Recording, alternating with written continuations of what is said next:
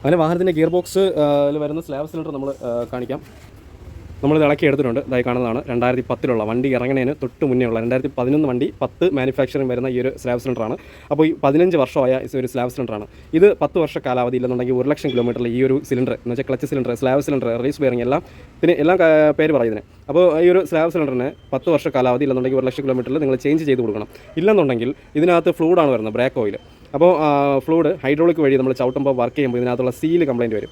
Seal complaint വന്നു കഴിഞ്ഞാൽ fluid എല്ലാം കൂടി ലീക്ക് ആയി കഴിഞ്ഞാൽ പിന്നെ ഈ ഒരു സ്ലാബ് സിലിണ്ടർ വർക്ക് ചെയ്യത്തില്ല. ഫ്ലൂഡ് ലീക്ക് ആയി കഴിഞ്ഞാൽ ഈ പ്രോപ്പറായിട്ട് വർക്ക് ആവാതെ വരുമ്പോൾ നമുക്ക് ക്ലച്ച് ചവിട്ടുമ്പോൾ കറക്റ്റായിട്ട് ക്ലച്ച് ഓഫ് ആവത്തില്ല, പിന്നെ ഗിയർ വീഴത്തില്ല. സ്റ്റാർട്ടിംഗ് സമയത്ത് ഗിയർ ഒരു കാരണവശാലും സ്റ്റാർട്ടിംഗ് സമയത്ത് ഗിയർ വീഴില്ല.